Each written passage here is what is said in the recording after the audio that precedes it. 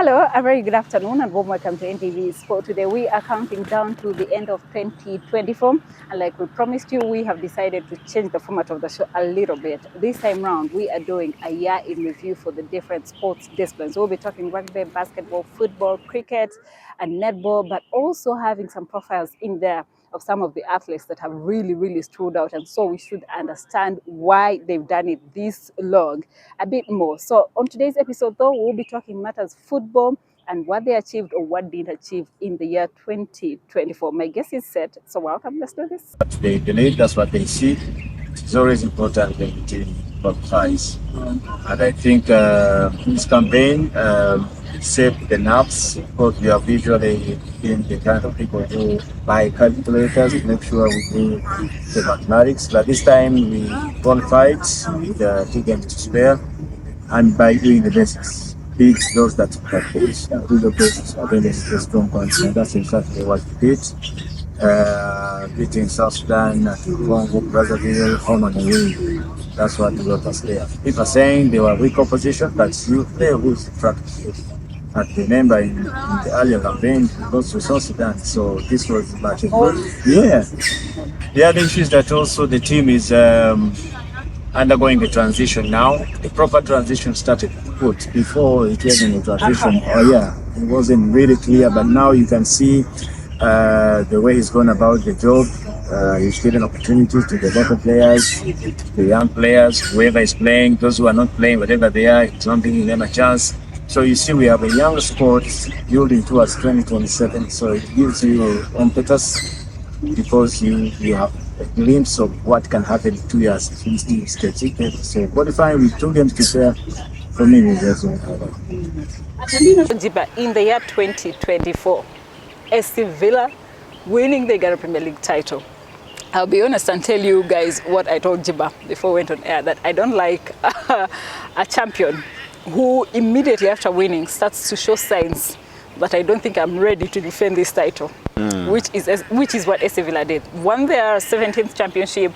I was about to say 16th, they would have swallowed me up alive. 17th championship, but so far in the Uganda Premier League, they are not showing signs that they're going to be retaining. But let's talk about them ending that trophy drought, Jiba. They finally did it.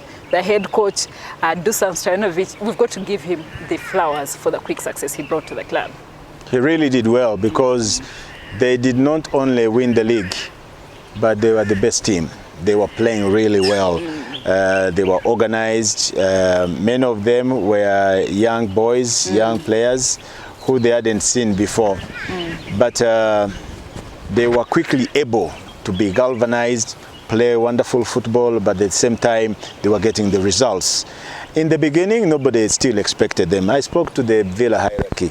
They had a 5-year plan, and winning the trophy was in the 4th. Wow. Now, they won it on the 2nd year of asking. But remember, even the year before, they had been close seconds. Yes, until the final day. Yeah, if they hadn't been deducted a point, they would have defended the way you want to see them defended. So for me, I am looking at it as the success came too quickly, as opposed to what they were expecting. And then when you get quick success, sometimes you get confused. You don't know what to do. Should I invest? Because in football now, in sports, especially football, if you are going to go on to win things, you have to invest. You know how Villa has a policy where they have a cap on how much they can spend on signing players. 10 million. Yeah. And other people are signing players for 70 million, 100 million. Yes. So it is going to be difficult for them to sustain performance when that policy stays on board. But I think they will break the policy very soon, according to their strategy in the 3rd year. But it is always a shame when you win the league and everybody comes back next year. Imagine the fans that have said, we are now coming back in the field because Villa is back, and all of a sudden they are actually back where they were before. That is not doing well, but they will say, as long as we ended the drought, we are happy, we can go again later. They managed to score the Uganda Cup. Still good for them, isn't it? Yeah, wow. What a performance. That was the team of the year in a way. Because remember, they come from qualification from the big league where they won it, and then they started on the high. From day one, they looked like they were going to go for the championship. In the end, chasing the double with limited experience, maybe it hurts them a bit, but still they won one of the major trophies. And they did well. They produced players, Omedi, June Semugabi for the national team, so they contributed on all fronts. So for me, they were the team of last season. They had the squad, they had the most exciting fans, they made the games exciting to watch, the travels and everything. They had a very strong backing from their president. He was willing to break the bank, to do anything for the team to perform.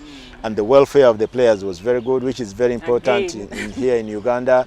He was committed, the fans rallied behind the team, and indeed they put up the performances.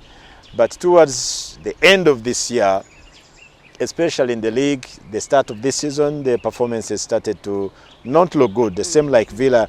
They didn't look like they were going to defend the championship. They didn't look like they are going to compete again for, I think they are almost out of the league contention as we speak. But in the last 4 or 5 games, they've picked up again. They look like they are really back and they are really serious. Yes, exactly. So when you see a community club from upcountry with that vibe, you know, with the passion, the enthusiasm and the audacity to challenge the big boys, it's only good for football. And you know, you talked about them giving us Jude and Omedi. What a player, what a year he's had. His goal, the Rabona against KCCA, one that got everyone in that stadium standing. I remember I think I stared for like the next 2 minutes. And deservedly so. He gets nominated for the CAF Goal of the Season and then the FIFA Puskas Award. He loses out on both awards, finishing 6th for CAF and then 3rd for the FIFA Puskas Award. That was a well-deserved nomination. It was. I still believe that he should have won at least for CAF. His goal was really special. Was really special. And now these things confuse people. In CAF, he was number 6. Now in FIFA, the whole world, he was number 3. The people that beat him in CAF are nowhere to be seen when it comes to the FIFA thing. So for me, he's a winner. The fact that he was nominated for both and finishing 3rd, I think they score like 100,000 goals every year. So if your goal is number 3, he would have been helped if the league, he has scored it in a much stronger competition.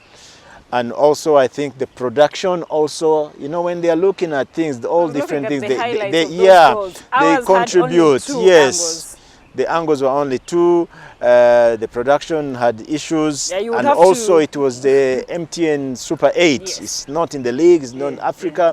So that hurt him, but the skill that he exhibited in executing that, for me, deserved to be the top, especially in Africa. I understand Garnacho's, you know, is also a brilliant one, but Omedi's goal was really special. And during the CAF Awards, when they were showing the goals, it received the most, you know, noise, support during the audience. Unfortunately, it finished 6th, and the only thing that explains it is either the production or the level of the competition in which it was scored. And but between me and you, we understand TV a bit more. When I was watching the CAF Awards, even the FIFA Awards, where the goals were being replayed on screen before they announced the winner, I kept thinking there should have been this angle that maybe not everyone sees, you know, how he does it. First of all, the defender he beats and then... But there should have been, you know, that close-up angle that shows how he, you know, in the layman's language, rolls the leg, the foot back the other. And I feel everyone's heart would have melted for that goal, even for those that didn't vote. But when you talk about production, I understand how much disservice it should have done to him, especially with his story. From, you know, nursing for the prisons, rejected by Maroons to Chitara, was the top scorer in the big league, I think, in the lead up to the Premier League promotion. And now here he is, being nominated for the 2 biggest awards in football, you would say, away from that. But that was a huge story. But like you said, I agree, still a winner, nevertheless. How far do you think that can take him, though? Yeah, definitely. I don't expect him to play for Chitara next season. There will be teams that are looking for him.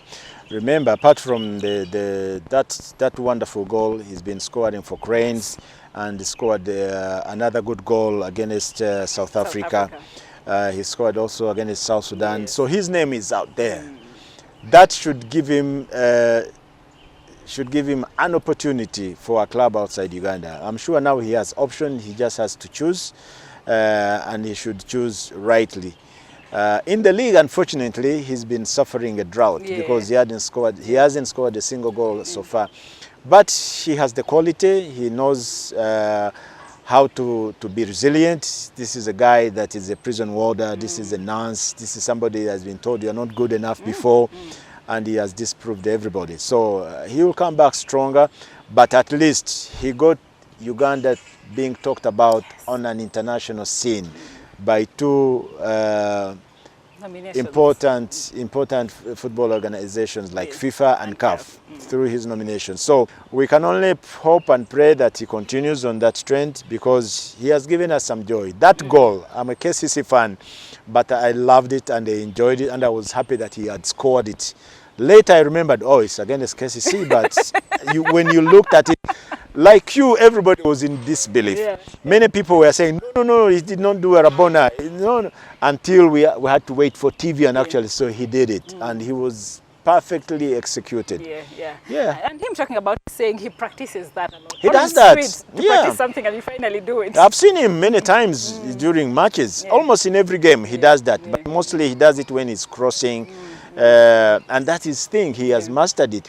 As young boys start to play football, young girls, they always have that one trick they started when they are young. Some of them are audacious enough to continue and practice it during high-intensity matches.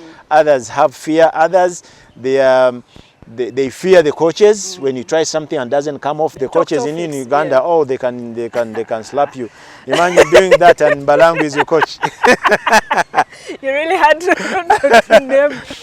Is tough, and we know, but good. Especially after it doesn't go in. But he's a man with tough love. But Ugandan coaches, we tend to not want players to take the risks, but Omedi takes the risks, and it is paid off. It's paid off massively. I was looking through the sites after the nominations for both the FIFA goal and the CAF, and there were people from all over the world saying this goal deserves this award. Especially Yes. It didn't look like it was as beautiful as Omedi, but maybe I'm biased. I'm Ugandan, so very understandable. So, Jiba, we've talked about these things. So, 2025 is in sight. What do you project for Ugandan football?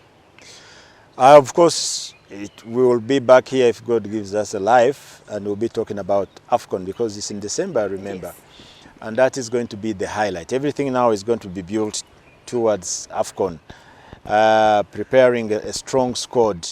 Then we have high gear preparations for AFCON 2027 because we need to see in 2025, that's when we need to see progress to know that we shall not lose the bid. We are going to host in terms of infrastructure, and also AFCON is going to give us a glimpse on how well prepared the team will be in 2027. Then remember, we are still in contention for the World Cup, I think starting in March. So it's going to be busy. On the local scene, we don't know yet. Shaping up nicely, and the battle looks to be, again, between Viper, NEC, and KCCA. Those are the three that people will look up to see how far they can go. And I think like last year and the other year before, this seems to be the same, that it will go all the way to the wire. So lots of things to look forward to, and like football always, too much to play for.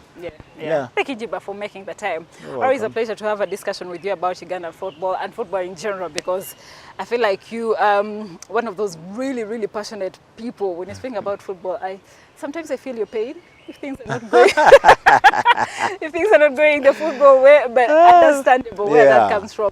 Thank you also for watching NTV Sport today. This series will continue. We'll be discussing the different sports disciplines from football to rugby to cricket, so look out for all that, and we'll also be having some profiles in there, so look out for that as well. Good afternoon.